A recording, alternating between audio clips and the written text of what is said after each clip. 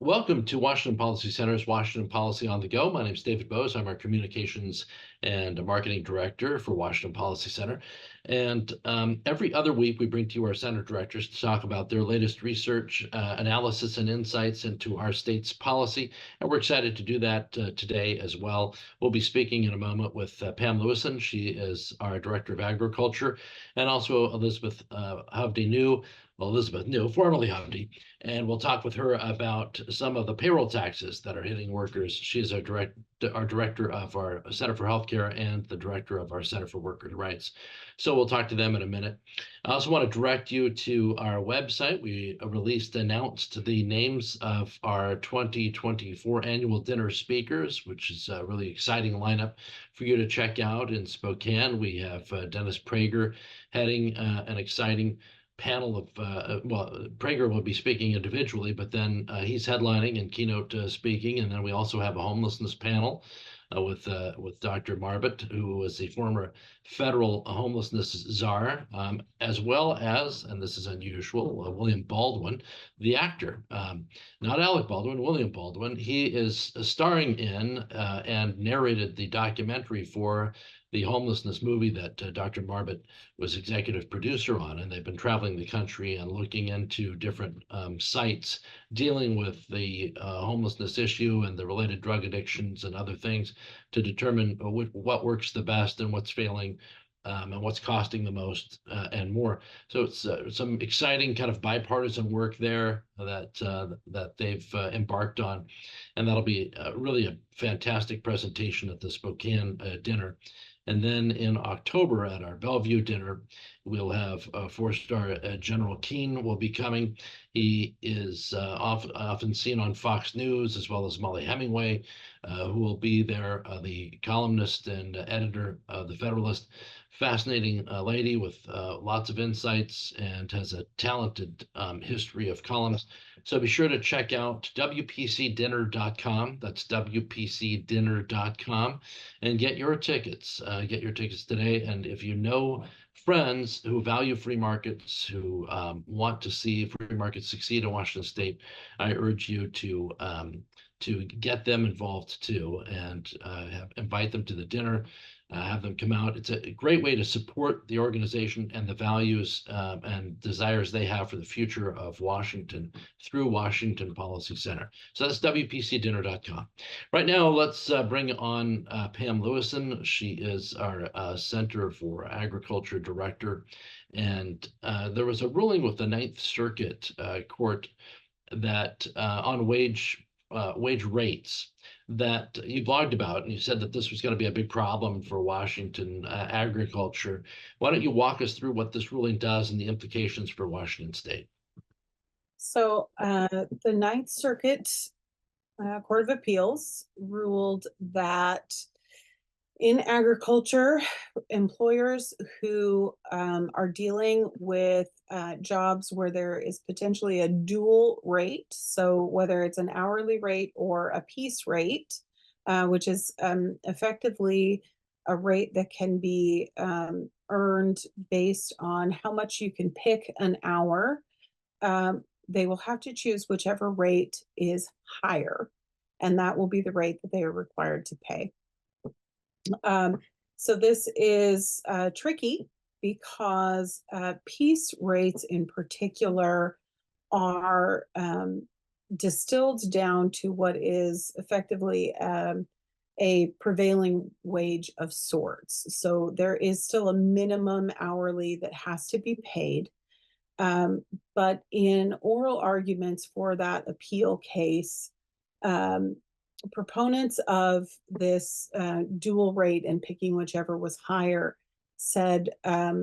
argued that piece rates are basically an hourly rate, that every picker can pick a bin an hour. Now, typically, piece rates have been a variable rate wage because some pickers can pick more than a bin an hour, some can pick less. And that is why many in those sorts of jobs, many employers switched over to an hourly wage. because it's more fair. It makes sure that everyone is getting paid the same amount. And there is a court case that was settled some time back that said effectively, if you are paying piece rate, you also have to figure out what that wage is per hour so that you can pay your workers during their breaks and lunch hours what an hourly rate would be. So there was math that had to be built into the system to distill a piece rate into an hourly wage already. So those two things sort of urged a lot of people within in the picking community and the tree fruit and fruit growing in industry in particular to switch from bin or piece rate over to this hourly rate. Now, not everybody did it, and so this piece rate continued to exist, and a prevailing wage rate was set each year based on a wage survey, and that is why it still exists. That rate, however, is very expensive. So when you look at it, it works out to be about $37 an hour. Now, what makes that problematic in Washington in particular is that we also have an overtime law. So $37 an hour at time and a half gets particularly spendy. We already have farm workers who are being displaced by overtime. And when you are mandating that kind of wage increase right off the top, what you are telling people is that it's not based on your ability, it's not based on your merit, it's not based on any of your experience. It is based only and solely on this wage that is set out, and whichever one is higher is the one that must be paid to you, regardless of experience. This also sets a really dangerous precedent when you look at other jobs where there's the potential for a dual wage, because they too may be put in the same position that ag is now being put in. Does this vary by, for example, if I was working on an apple orchard, I might be picking fruit one day and pruning trees on a different day, or doing some other tasks, spraying for pesticides or something along those lines. There's lots of different jobs there. How do they account for the different jobs that would take place in a single farm or orchard or ranch? So it does vary based on job assignment. So not just job assignment, interestingly enough, but also the type of fruit that you're picking. So what you are being paid for, say, Honeycrisp, and whether you're picking, pruning, or thinning, is different than what you may get paid for, say, Pink Ladies. So there are two, in fact, more than two. There are several different pay scales based not just on the type of fruit you're picking, but also on what you are doing at a particular time of day or year. And so the variable rate of pay changes dramatically from day to day and species to species.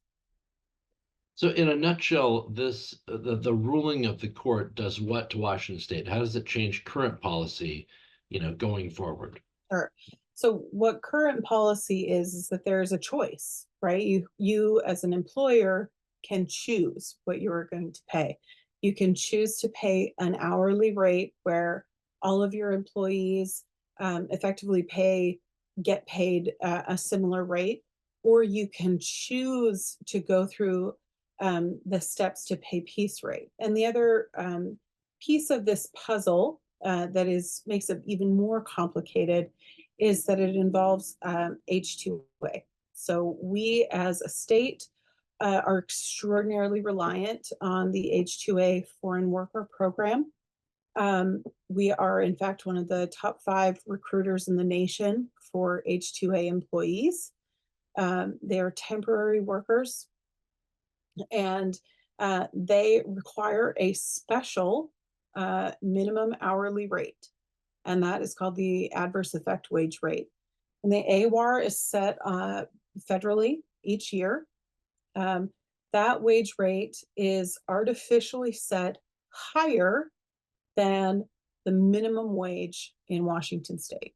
So this year's AWAR is almost $20 an hour. The argument that was in part made in front of the Ninth Circuit was that the AWAR was depressing the prevailing wage that farm workers were getting paid on an hourly basis.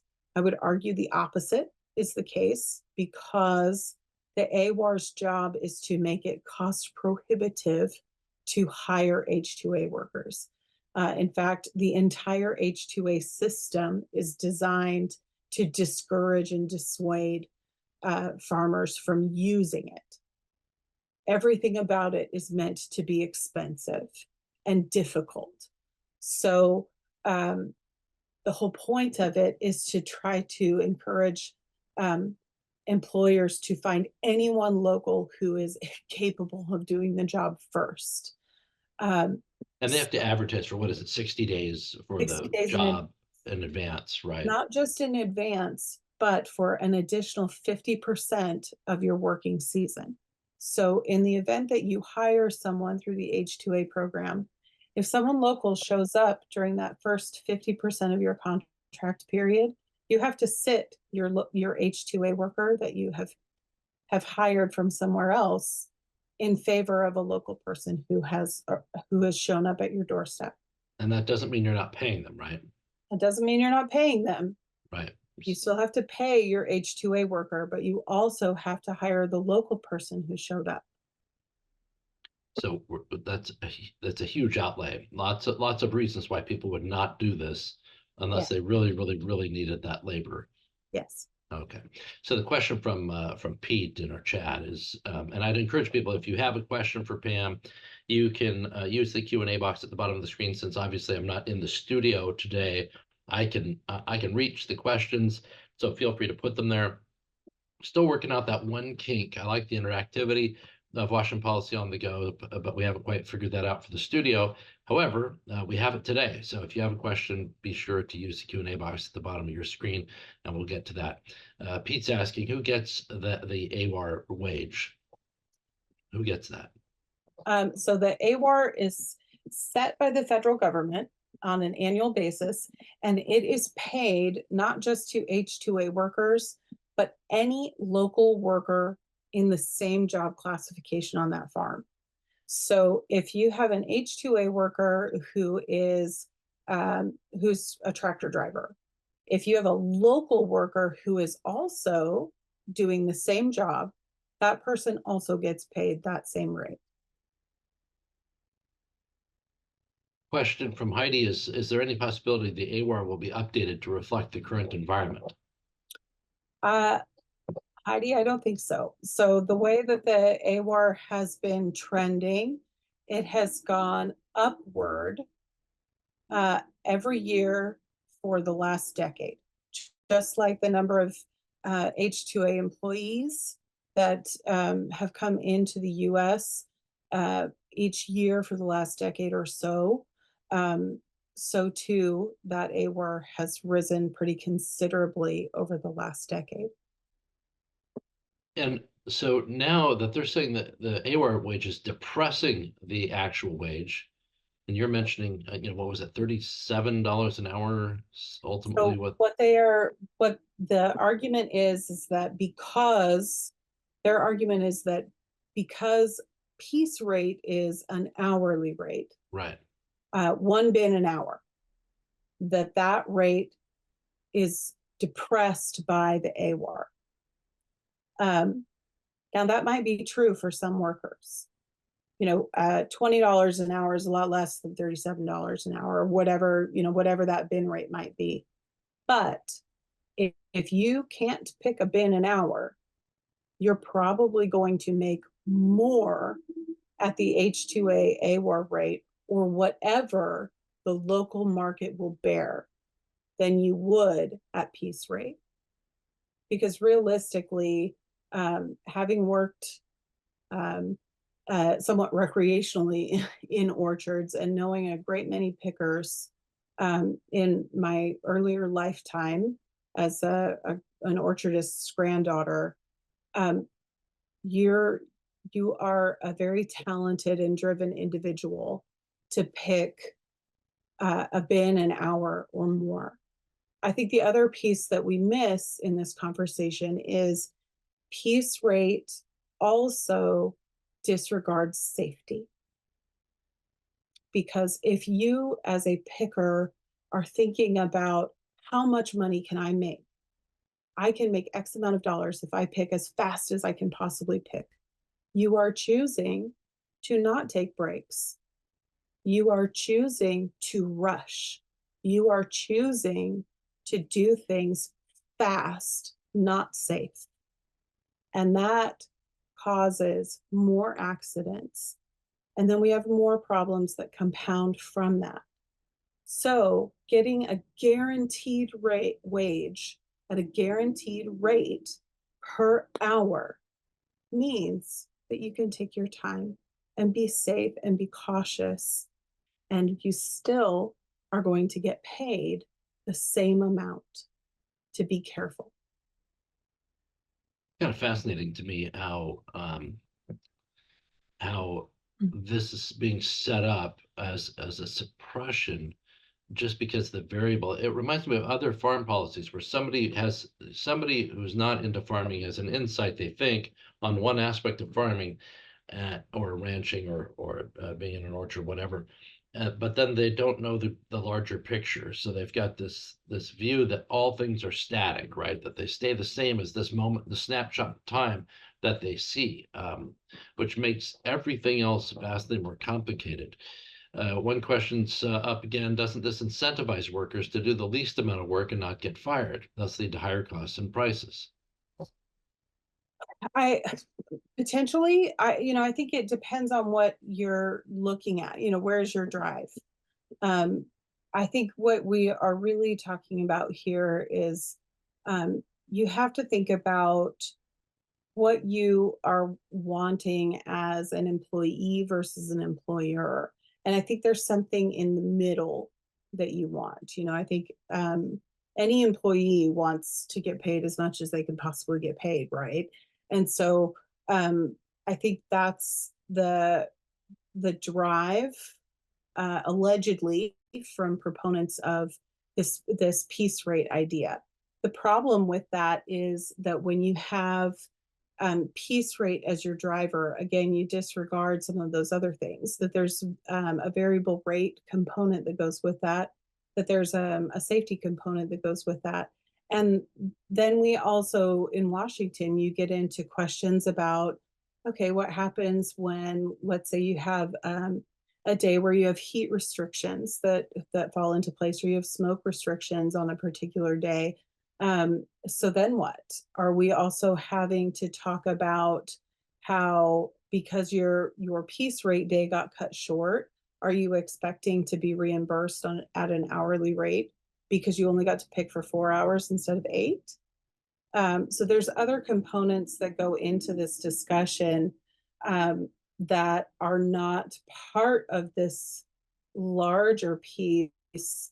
And the Ninth Circuit didn't address them either. So if anything, it opens up this much larger can of worms. And I do think still there's larger implications for the business community at large, because now we have the Ninth Circuit saying, you as an employer, if you have a dual rate situation, you are compelled to choose the higher rate. So you can see where in a construction environment or any other prevailing wage environment where there's prevailing versus hourly, employers are now potentially have the foot of someone else in the door saying, well, we have it in ag, I want that too. What's the next step? I mean, I take it, there could be an appeal, but that's a long shot, as is, after you get to that point. Legislatively, that's a tough row to hoe in this in this state. Is there another step? Are you seeing anything there? I don't know that there is another step, to be honest. I think, if there is, it's a, potentially a legislative step. We have not seen a lot of success in that environment. In fact, last legislative session, there was legislation that sort of supports what the Ninth Circuit ruling sort of says. So I'm not hopeful that we will see that. And I do see a comment in the Q&A there. That's also that brings up an excellent point. What a farmer's cost is in relation to these sort of increases in inputs does not have any relation to what you see in the grocery store. So even though we talk about how grocery prices are really expensive and how food keeps getting more expensive, and farm inputs and farm costs keep getting more expensive, the two don't coincide. They don't go together. My cost on farm is not something that I get to pass on to anybody else. I have to figure out how to absorb it on my own. And if I can't absorb it, at some point, our farm will just cease to exist. It doesn't translate to you all having to pay more for the product that I grow. Yeah, so just because onions went up in prices doesn't mean the farmer who's growing the onions is getting a higher price per onion, because these things were set beforehand for the farmer. Yeah. Let's see, one more question. Is there anything precluding a farmer from paying a standard wage rate from also paying a bonus for extraordinary safe performance, i.e. above average picking? No, I don't think, I think there are lots of instances where performance bonuses could certainly get paid. I think you have to think about where we are at economically. Right now, in Washington in particular, the way that the ag market is presenting itself, farms are currently operating without performance bonuses for the most part. I'm sure that there are some that are doing that sort of thing. Most farms are reporting now that their labor costs alone are accounting for anywhere from 50 to 80% of their operational costs. So if 50 to 80% of your operational costs are labor-based, you cannot swing adding to that. You have too many other things that you also have to pay for, whether that's property taxes, fuel, seed, water, electricity, etc., to make your farm operate. There is at some point a squeeze point where there is just nothing else that you can write a check for. Yeah, it's interesting. I watched a video of a farmer couple in Skagit County talking about that very thing, where a rule was changed. They ended up having to pay a bit more, and if that rule had changed six months prior, they would have been out. I mean, they just would have been bankrupt because of how it worked and what it would have cost them with that crop. So people are making these changes without thinking about the impact on the people actually producing that food. Someone mentioned in the comment section that we're going to see higher grocery prices. Well, yep, whenever you're forcing people to increase the cost, that's definitely going to happen. We need something like the stickers on the gas pumps. Do you remember for a while that we had the sticker they were showing how much tax was there? Right now we have the sticker that nobody even notices on the apples. It just has that little QR code for the grocery clerk to type it up. We need something on the fruit too that just says, the price of this fruit is X amount higher because of this. Here's where you learn more. That's what Washington Policy Center needs. That we need a grower to slap that on the produce for us. Let's see. Why do you think, this is from Sue, why do you think they're trying to eliminate agriculture in Washington? Or do you think that? Thanks for watching, Miss Sue. I know her. um, I don't know that that people are trying to eliminate agriculture in Washington. I think that there is a genuine misunderstanding of how agriculture relates to the rest of the world. And I think that more specifically, we as a community do a poor job of explaining that one, we feed everyone, and two, how we feed everyone is getting inherently more difficult because decisions are being made by people who don't understand that our cost cannot go beyond the borders of our farms. We have to figure out how to absorb it. It's not linear. It stops. Yeah. And that lack of understanding means that we are continually milked for more money than we have available to us. Two more questions. One is from Heidi. Did farmers ever get the fix for the carbon tax on fuel that was supposed to be exempted? No, we did not. I think that the fuel fix it's still under discussion. Maybe someday. It's funny. I'm betting that if the state were owed X amount of dollars, I'm thinking the discussion would be shorter in terms of the allowed discussion would be shorter in terms of how long it should take you to pay that. I think they would say, we want that money right now, or yesterday would be good. Here's some interest charges. The last question for you, Pam. Is there anything else that you're working on that you want to give us a little bit of a sneak peek to before I let you go? Sure. I'll give you all just a teaser.